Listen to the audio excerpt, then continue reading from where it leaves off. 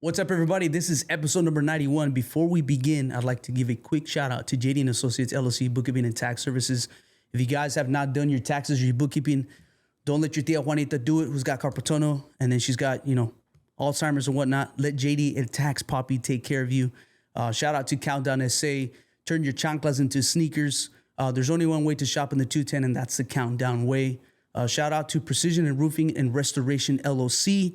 Don't let your Tio Juan do, your roofing with this team from high school. They're not going to do it right.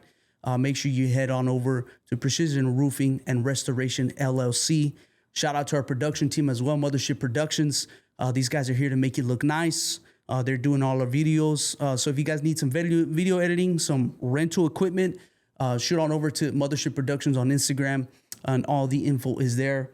As well as to shout out to Mas. More energy, more flavor. Use the code word DeLoco and get 10% off your order. Guys, thank you so much for tuning in today. And now let's get right to the show. DeLoco Podcast. DeLoco. Estás escuchando DeLoco Podcast. All right, well, you ready? Yeah. We're going to get started, okay? Okay. All right, guys, what's up? And welcome back to DeLoco Podcast. This is episode number 91. Thank you guys so much for tuning into episode number 90. Shout out to James, the Vaulty, and the crew out there. Thank you guys for coming through. And if you guys do not know, follow The Garden, San Antonio Vintage. These guys are setting up some elite events with the Vaulty. So you guys want to check them out as well. Today we are here, episode number 91. We're only a couple of episodes away from episode 100, so stay tuned for that. Today we have somebody that we've been wanting to bring on. She's got a very powerful testimony. Everybody's got their own story. So today I want you guys to hear it out. Today we have Alex, who's also known as Alex Fades. She's a student at the Faded Culture Academy with the Papi Chulazos, Sergio and Adrian Barron, the Barron brothers. And of course, our boy, in London, if you want to say it, Corey, which is a teacher there as well. Mm-hmm. So thank you for coming. You're welcome. I know me and Corey talked about you slightly a little bit. Yeah. And then, of course, shout out to Isai from, I'm forgetting the church already, bro. Isai, I'm sorry, bro. I'm so sorry. Oak Hills Church. Wow. Shout out to Oak Hills Church. But he even knew about your story, about your testimony. So before we even begin, okay. Who's Alex? Where do you come from? Where do you reside from? And what are you doing right now at Faded Culture Academy? Okay. Well, first of all, shout out to Faded Culture. I love you. My name is originally Alexis. Okay. Yeah, so it's Alexis, but when enrolling into Faded Culture, there was like 4 Alexises. Oh, okay, and I was like, well, you could just call me Alex, because we're not going to do all that. Yeah. Every time they say Alexis, like all these heads turn and it's like annoying. So I was like, you guys can call me Alex. So that's how that happened. But my name's Alex Vasquez. Okay. I'm 27. I go to Faded Culture Academy. I'm a student there. I'm supposed to be graduating in August, but that's getting pushed back a little bit just because I had to take a little time off. But yeah. Yeah. And then you also have kids, right? I do. I have 2 kids. My son, he's 5. His name's Sonny. And then my daughter's name is Leilani. And yeah. Yeah. That's awesome. Yeah. No, and when you came to Faded Culture, how did you meet the boys? How did you meet them? So the funny thing was, when I was doing my job before, I was just like, I don't want to do this anymore. I need to do something else.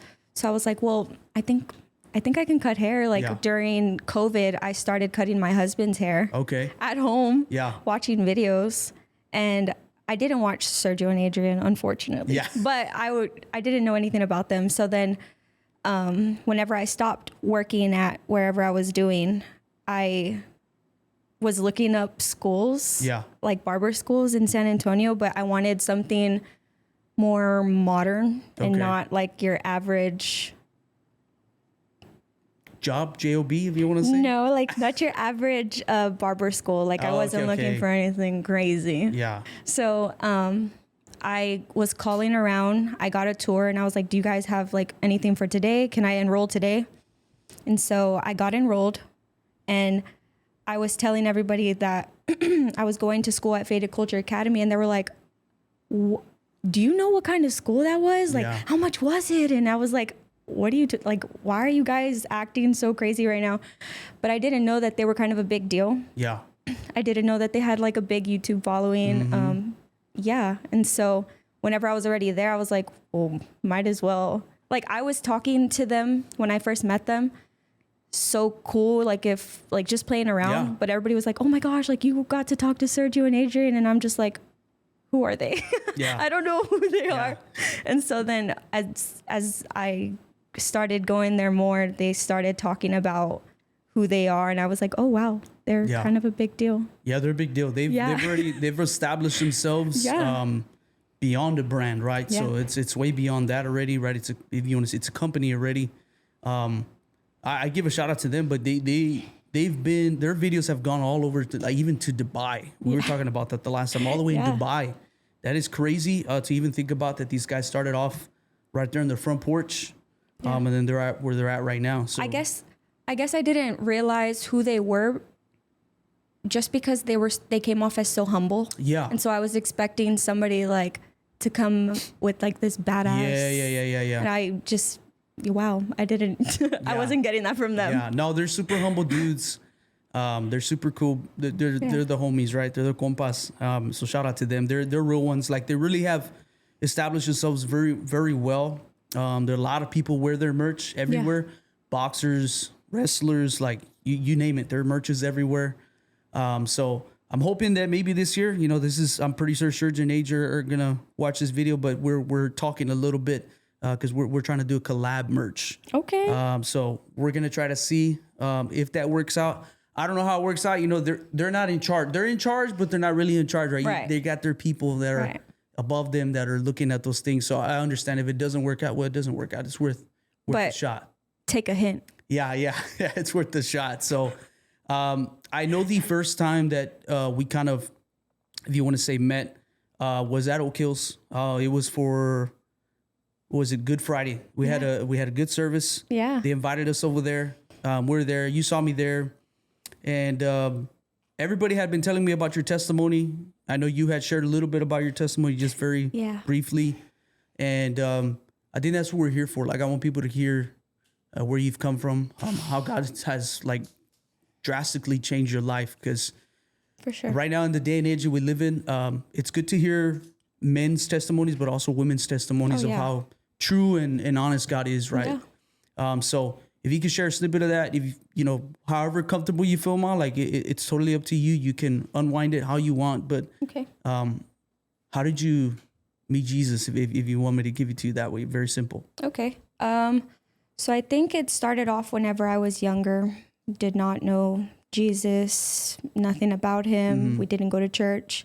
When I was 5, my mom had passed away of a drug overdose. Mm-hmm.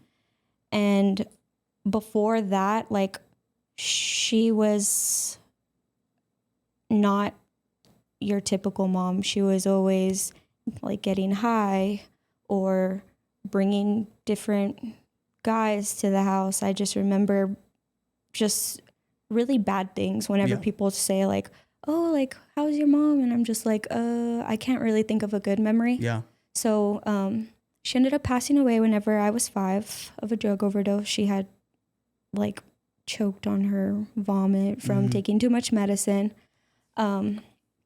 So we had to go to foster homes. Oh, okay. And in those foster homes, and the only reason why we went to foster homes is because we had no family to get us. And I'm talking about me and my brother. And this was this here in San Antonio? I mean, this was here in San Antonio? So it was here in San Antonio. We couldn't go with my dad because my dad was in prison. And so my mom had like a husband, but we weren't allowed to go with him. And so our only option was to go to foster homes. Mm-hmm. So we were in there for a really long time. And in those homes, like, if you're thinking of how those homes are, get that thought out of your mind. They are so much worse. They don't care about you. Like they'll do stuff to you and they'll like blame it on your mental health, and they'll try to tell social workers like, oh, man. no, that's not at all what's happening. And it's just a very bad place for kids to be. So I just remember going through that tough time with my brother. We still didn't go to church. We still didn't know anything about God. And then I grew up a little bit, and I was adopted by my cousin. And I guess like this cousin wanted to come forward and, I don't know, be cousin of the year. And so I ended up getting adopted by her. And I thought by getting adopted by a family member, it would have changed, but it didn't. It was actually worse being there with her. It was times where like I had to ask to go to the restroom from my room, or I had to ask for food inside of the house that we were living in. I would get hit all the time by her. She would just, I guess, I don't know if she took out her anger with us. And she would, I guess, like get these checks, I guess, for adopting us. And she would spend it on herself, or she would take her boyfriends out to eat, and just really bad stuff. And I felt like I didn't have anybody to talk to. And every time like something happened to us, she would try to hide it, or I wasn't allowed to go to school for that week because she hit me and I had a mark. And if we told anybody what was going on in that house, like you're going to get it. And so I felt like I grew up really like just super scared of everything. And then I guess middle school came around. I started liking boys, obviously. And I got in really big trouble for liking boys. And so I was like, well, who can I talk to? Like who she won't get mad at. And so I went into this really dark time in my life where I started to like girls, because if I liked girls, maybe she won't get mad. And so I started liking girls, and then she found out I was with a girl. And then she started making me go to church because she was saying like, you're doing devil things and like, what, shame on you. And I was just like, I'm so confused because I can't talk to you. I try to like a boy. You're getting mad at me for liking boys. I try to like a girl. You're getting mad at me for liking girls. Like, what do you want me to like? Animals? I don't know. Like, what's going on? And so that's how I started getting into church, but it was like a Catholic church. Oh, okay. And there's nothing wrong with Catholic. I just don't understand it. And so we started going to church, and then there was a time where I ran away because I was like, I'm just not, this house is it's very bad. Like you're saying like God, but you're the not, complete opposite. It's not giving God. And so I ended up running away, and then I came back to the house, and she just kicked me out the day before graduation. And so I was like, oh my gosh, like I don't know where I'm going to go next. And so one of my other cousins was like, well, you're going to come live with me, of course. And so that was when I started seeing things differently. She was more motherly towards me. Oh, okay. And so I started going to church, and I loved it. It was like a Christian church, and I was like, oh my gosh, like I want more of this. Like, and as soon as I walked into the church, I was just like so emotional, and I couldn't really figure out why. And so time goes by, I get pregnant, and I'm pregnant with my first baby, and that just doesn't work out.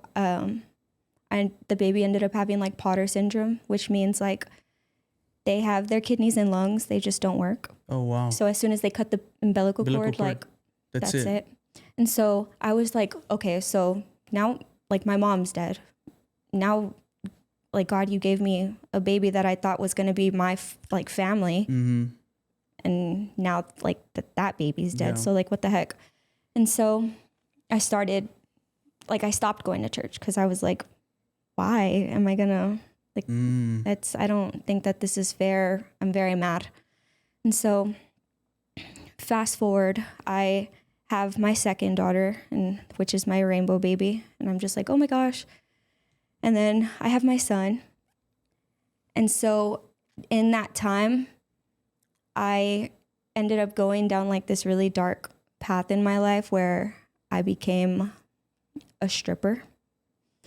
And in my mind, I became this really bad person only because like I didn't have anybody to disappoint. Like it felt like I didn't have anybody to like who's going to be proud of me, who's going to... You felt alone at that time. Exactly. And so I fell in love with the money, and then it became drinking every day. And so it was just a really bad time in my life, and I started smoking weed every day. And I found out that I was pregnant after my son, and I was driving home, and a drunk driver hit me, and I ended up having like a miscarriage. Oh, man. Because I didn't, like, in my mind, I was just trying to get home after work. And so that made me even go into like this more depression. Man. And so I was like, you know what? I'm going to go to church. Yeah. Let me go to church. So that's whenever I found Oak Hills. So I went to church. And as soon as I went into that church, like my body just felt completely different. Like I had to be there.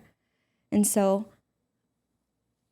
I started not being mad at God for taking this baby away now, but thankful, because if I was in like the mindset that I was in having that baby, like why does a baby deserve any of that?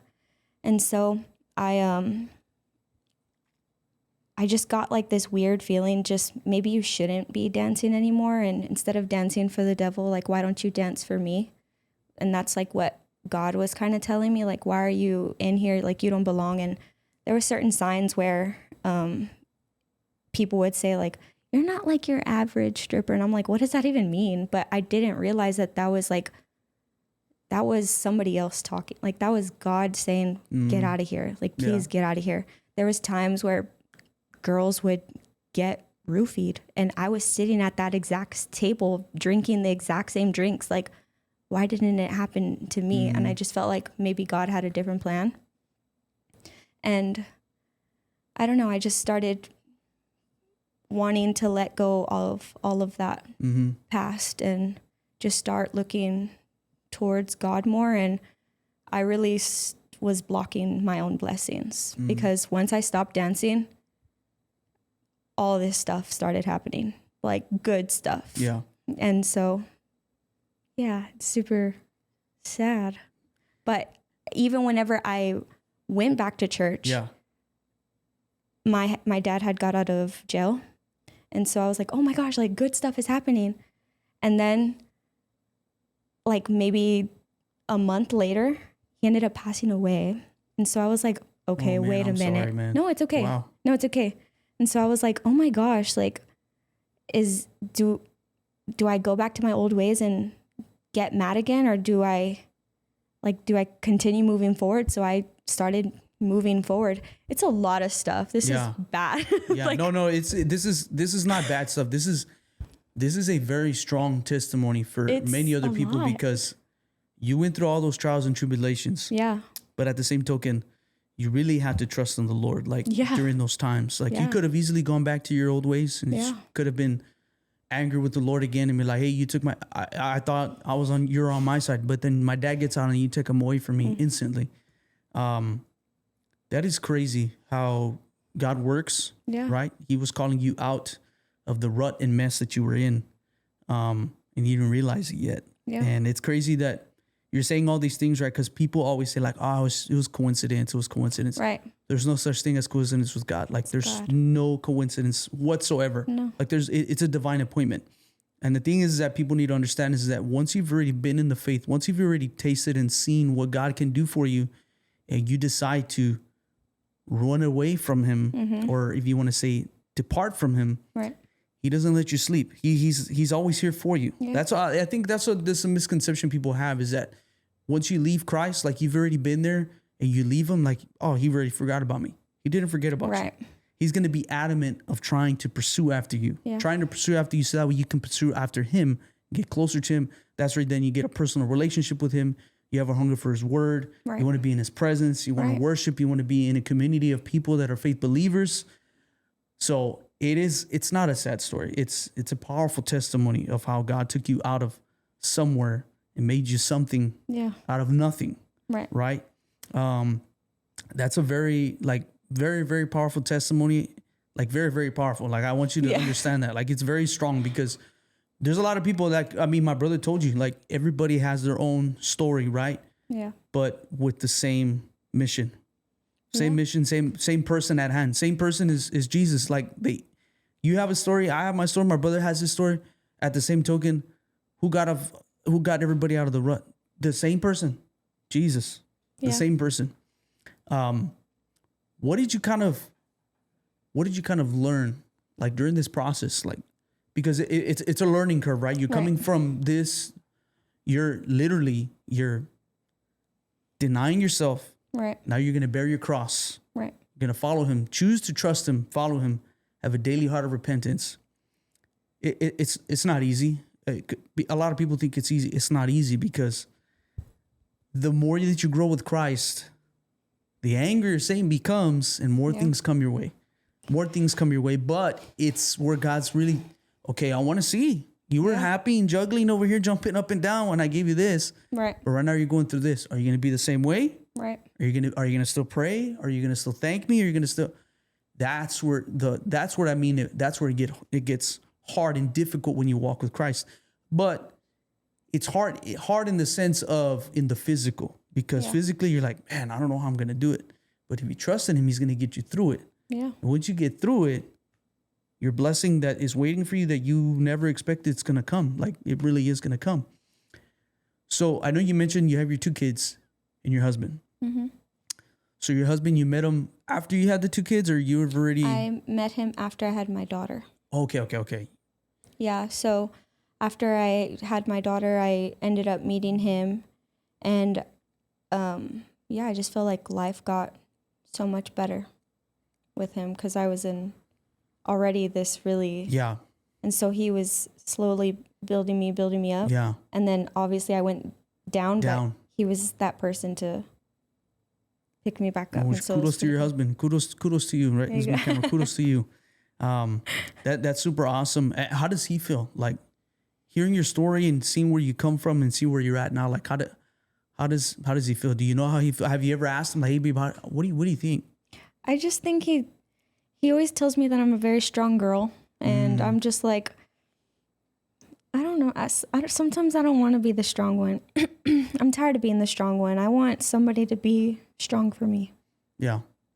Sometimes you that's what your husband's there for, right? Yeah. Right. Your wives are called to be the helpers, right? He's supposed to be the head of the household, right? To lead his family. But understanding where you come from, you've always been independent. Yeah. Independent. So I feel like that's where we clash though. Oh, okay. Because like he's like, well, let me be there for you. And I'm like, I don't need you. I get it. And then sometimes that happens, right? Yeah. I mean, there's a lot of women out there, right? Shout out to all the wonderful wives. Shout out to my beautiful wife as well, Denisse. Shout out, Denisse. She's super awesome. She can be independent when she wants to be, but I know she depends on me. Just as I depend on her. But I do get you on that. Like, there can be some kind of friction there to where you're like, no, I got it. And he's like, no, let me help you. And you're like, no, I'm going to do it. Like, go over there. I'm going to do it. And I get it, right? I really do get it. Yeah. But sometimes it's good. Like, it really is good. And I get you. Like, because sometimes that can be that way, right? And you have to understand, like, when the help is there or when somebody is it's like, I'll get you. It's the Lord speaking through them like, hey, I'm right. I'll take that load off of you. Like, let me help you. It's a blessing. No. It's like sometimes we can be still, you know, stubborn, right? In doing that. So during this process and when you were following Christ and pursuing after him, was there anybody that you would say like was a friend that during that process to where they saw this change and they came along with you, or they pushed you away, or because that stuff kind of matters, you know what I mean? No, and people need to understand, like, you got to choose your friends wisely. Like It does. it's horrible to say, but true friends are always going to be there no matter if you're good, if you're bad, horrible, at your worst. Yep. They're just like husbands and wives. They're going to be with you. Best friends, good friends, they're going to be with you through the ups and the downs. Yeah. Those friends that are not friends are going to be the ones that are just going to leave you in the dirt. Well, you actually know this person. It's Brianna. Oh, really? Yeah. She's the one that we sat down at a Chick-fil-A and I was telling her my story. I was literally crying because I was like, oh my gosh, like all this stuff just happened. Like I just lost my baby. I just lost my dad. I'm trying to fight and not go back to this strip club because I'm trying to be better. Like, even though I need the money and the money's right there and I can go to work tonight and make that money, like it's so hard to just walk away from it. Walk away from it, yeah. So I was telling her all this and I was just crying and I was like, well, I don't know what to do. And she goes, well, you have me and we're going to figure this out and I'm going to figure everything out for you. So she was asking me, what do I want to do? And getting like a whole little game plan. And that's how I went to school at Faded Culture. Oh, wow. That's how. That's good. Shout out to Bree, right? Yes, She's Bree. got a wonderful voice. She sings there at Oak Hills Church. She was here on the podcast as well with Kyle and with Isai, right? El Boo. I forgot the church name, bro. Sorry. And I almost forgot your name too. Nah, just kidding. But that's super awesome. Yeah. I did not know that. Well, here's the funny thing is that when I mentioned it to Isai, I know Bree was talking a little bit about what was happening, right? And this happened when I got to go backstage with him for the Good Friday service. And I was talking to him about you and he was like, yeah, bro. He goes, that would be perfect. She can share her testimony. She's got a powerful testimony. Then that's when Bree's like, oh yeah, she does. Like she goes, I won't say anything. Like let her talk because she's got a very powerful testimony. And I would honestly like encourage you, like, don't say it's a sad story. Say it's a story of how God still works, because a lot of people think that God is dead. Right. And he's not. Right. So by you sharing your story like that, like you're showing that we're serving a living God who's still doing work. Like he's still doing these works, healing. He's still doing, I mean, you name it. He's here to answer every single prayer. Now, during the time that you were going through this, was there ever a time like you felt like, man, he's not answering me? What's going on here? Because sometimes it happens where all the time. God just wants to hear you. Mm-hmm. And he's like, okay, hold on. Like, let me move this around. Let me do this around. Because sometimes we could be selfish and we want everything. Right. I mean, we're like that with our phones. We're like, man, how come this video on Netflix is not loading up right now? Right. Why is this? How come it keeps buffering? We want everything like right away. God's timing is always the right timing, and it's always perfect. He's never late. Never late. Never late. It's always on time and when you need it. So with you learning this, what would you say was like your biggest moment, like your biggest like, oh, okay, thank you, God, where you took the moment to really thank him? Because you can be going through all this and you're going through the motions, you're going to church, you're seeking after him. But then there's a moment where you actually sit down and you like embrace it and you just break down. You're like, man, thank you, God. I don't know how I'm here. Right. Was there ever a moment that happened? Yeah. I feel like it was literally not that long ago. Maybe about a month ago, I moved into our new house. Which congratulations, by the way. Thank you. And this new house, like me and my husband have been looking for a house like this forever. It has every single thing that we want. And all the times that we were trying to apply for different houses or different places to stay, the answer was always no. And I'm just like, but why? Like, what? I don't get it. And so as soon as I stopped dancing, this house came up on the market and me and my husband looked at it and we were like, well, it's not going to be approved, but might as well. And then it got approved. And I just remember like, can you like really sit here and think about like this house has everything that we've wanted in all the other houses. That's crazy. And so I went into my closet and I just started thanking him for all the good and the bad. Like especially when it came down to my dad. Like, I was just telling him, like, God, I understand that you're my true father and I know you took mine, but that's because I need to focus on who's my real father. Yeah.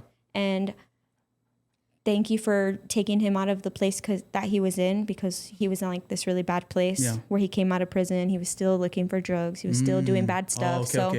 I feel like I didn't know that. Okay. I feel like there was a reason meaning, for all a of reason it. for it. Yeah. And so, just literally this past month, I did like one of those ugly cries in the closet. Yeah. Early in the morning when my kids are still asleep. My husband went to work, so nobody was there to see that ugly cry, all the mocos. Yeah. So Yeah, sometimes you just need those moments. Yeah, you're one of those. There you go. Sometimes you need those moments to yourself, right? Yeah. And you have to like really realize, like, man, God, thank you so much. Yeah. Like, me and Corey touched on this just a little bit of people have a misconception of you need a special prayer or special words to say in order for him to hear you. Just a simple thank you. You're going to know when God's presence and his Holy Spirit is with you. Like, there's moments where I'm like just listening to a song and I've already heard it several times. Right. Where I can hear it and the Lord speaks to me and I'm like listening, but at the same time, like I'm crying. I'm like, man, like, okay, I hear you, God. Like you're speaking to me right now at this moment. So sometimes it's good to have those moments where you're ugly crying, you got boogers everywhere, you know what I mean? And it's good to be that way. And men that are out there, guys, young men or whatever, like it's okay for you to cry. Like don't feel embarrassed to cry. Like it shows you have emotion. There's nothing wrong with it. I mean, I get it, right? You want to be macho if there's girls around, if you're young and you're trying to impress a girl, like there's girls that love that. And if Jesus wept. Yes, exactly. So if you are honest and, with yourself, you show your honesty and you show your true, genuine self, you're going to find that wife that's going to be there for you. So, that's very good. Like I'm kudos to you and congratulations, like on this new walk, right? This new season that you're in, right? With Christ. Just continue to pursue him, because I feel like it's also hard though, because when I am in this walk, I have so many spiritual battles. It's like, I thought because like, since I'm walking with God, nobody could touch me, but they're like wanting me more. Like the enemy wants me more. And I didn't know that. Yeah. And so I was like, what the heck? Yeah. What's going on? Yeah. And the thing is that right now, the day and age that we're living in right now, we're living in a spiritual battle. Yeah. We're living between, you could see it all over the news everywhere. It's good versus evil already. There's no doubting that. That's why it's always good. And I encourage everybody, like, take time to like talk to God on your own. Like, don't publicize that you're like, I was in my quiet space today. Okay. Well, you weren't in your quiet space. You just let everybody know you're in your quiet space. That time is between you and the Lord. That's what a personal relationship is. It's just like you and your husband. When you want something from the store, you call him, right? Hey, can you get me this? You don't just, I hope he knows I want a soda right now. Like you hope assume. That's the way some people are with God. Like he knows I need it. Right. Yeah, he knows you need it. He knows everything, but he wants you to confess it and pray and trust him that you want it. Sometimes that's why people don't get what they want, because they're trying to do it on their own understanding. That's why when you said right now you're going through spiritual battles, everybody goes through spiritual battles, but that's where we're going to see, okay, what are we going to do during this time? Right. We're going to give in, or what are we going to do? We're going to run away from it. What are we going to do? We're going to pray about it. Right. This is where we really have to trust in the Lord during those times. So I totally understand. And thank you for saying that, because a lot of people think it's a bed of roses that you walk when you walk in with Christ. No, it's not. Like, the thing is that you have to deny your flesh. It's fleshly, physical desires. Yeah. That the enemy is trying to entice you. Like, hey, remember you used to do this? Like, it's okay if you get it a little bit. Like, it's okay. Like, God will forgive you. Yeah, he will forgive you, but now you're taking his grace and his mercy for granted. Right.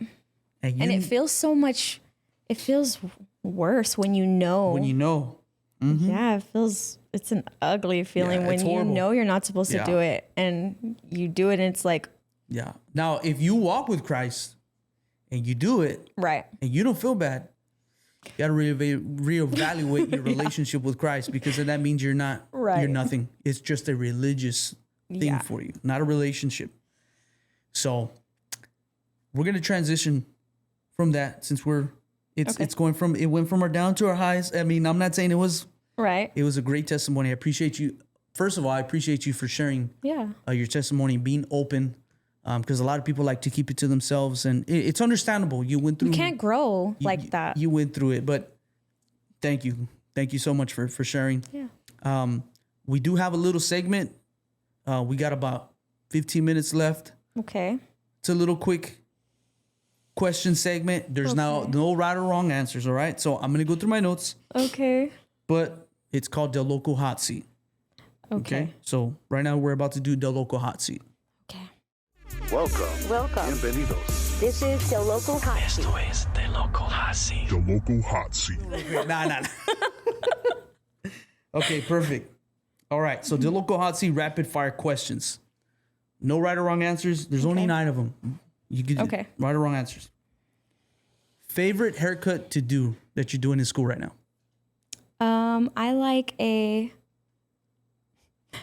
I started liking tapers. Tapers. There you go. Tapers. Shout out to all the taper boys out there. You know what I mean? Only because it just didn't look like a haircut. Okay. And so I found out it was just a little haircut right here, right here, and back here. In the back there. Yeah. Simple. You get paid. Exactly. For a whole haircut. So you're liking the taper fade right now. Yeah. Okay, that works. Song you bump to while working? I like anything country because it's super chill. Chill? The rap is, I'm already like this. So like country, R&B. It's a little metal. Yeah.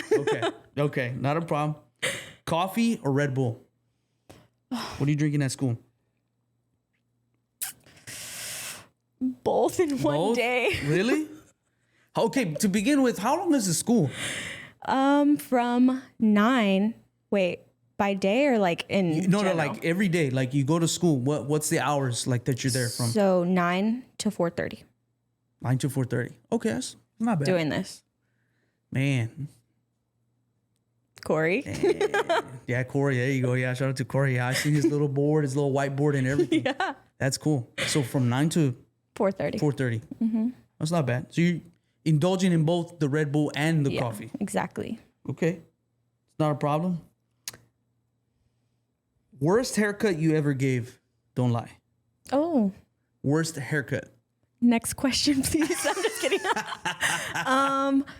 Probably my son's every time.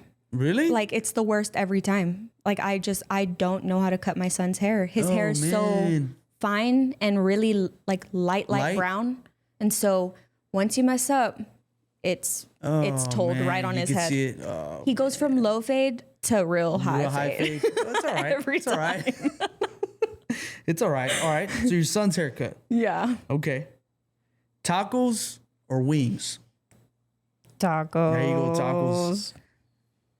Have they bought y'all? Do they buy y'all lunch? Or you gotta get your own lunch. What's going on? We gotta buy our own lunch. Oh man, I gotta talk to the principals over there. You know what I mean? Come on, Surgeon Age. Come on, man. They've brought tacos 2 times. Okay, there you go. At least they brought the tacos. Yeah. At least they brought them. Okay, perfect. Okay, not a problem. Which teacher at Faded Culture Academy is the biggest class clown? It's Corey London. Corey, huh? Mr. Corey London. He looks like he can be a payaso. He looks like gosh. it. Yeah, he looks like it. He's a cool dude, man. He's super cool. Shout out to Corey, man. Shout out to Corey. Who talks the most trash in the shop? The quiet one or the new one? The quiet one for sure. The quiet one? I'm not Is there one right now in your class that's a really? Oh man. What's the trash talking like? I can do it, man. I can do it. No. It's not even trash talking. He's so quiet and everybody's like, why is he so quiet?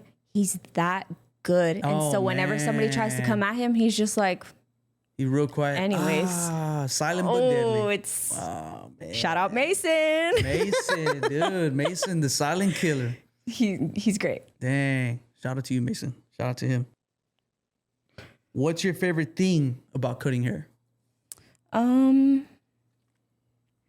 I think that once you get the hang of it, it doesn't feel like a job. It doesn't feel like work. Yeah. It just feels like you're doing somebody a favor. Yeah. Yeah.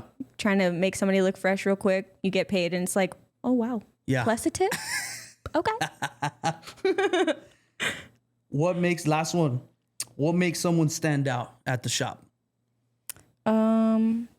Definitely confidence. Confidence? Just being you, right? Yeah, being really confident, and like there's students that don't ask for help, and I can't be that person, even though they do need help. Yeah. And they're still just like, Stubborn. I'm gonna just do it, see what happens. Yes. Oof. And they learn so much faster because I'm over here trying to not mess up. And Adrian and Sergio always tell me, can you like hurry up and mess up? Like, oh man, you need to hurry up and mess up so you can get the hang of it and you can learn from it. Yeah. But I'm just like, no. Oh man, that's crazy. Well, those are the quick little rapid fire questions. For those that are wanting to join the Faded Culture Academy, you want to let everybody know where they can join? I know because they're going to start enrolling here again. So you can put the plug in for them. failed.Talking.com, or you can call the school. We have a really cool administrator. Her name's Jax. There you go. Shout out Jax. Jax. But yeah. Perfect. If you want, you could put your plug in for people that you do cuts right on the side, or you do them there at the school. I do them. You put your plug in. People can find you. People can. Yeah, it's Alex Fades __.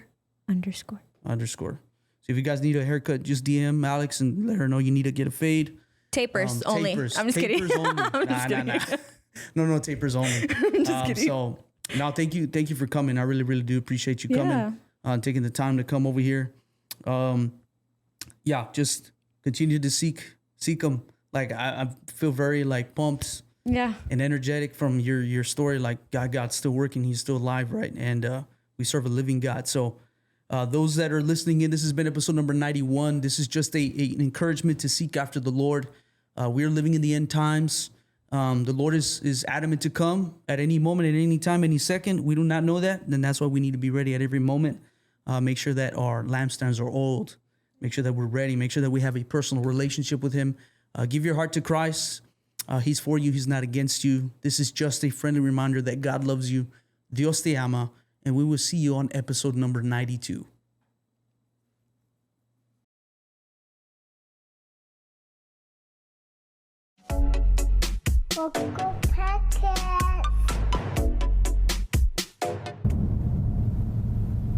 But I couldn't have anybody see my face, Steven. Come on.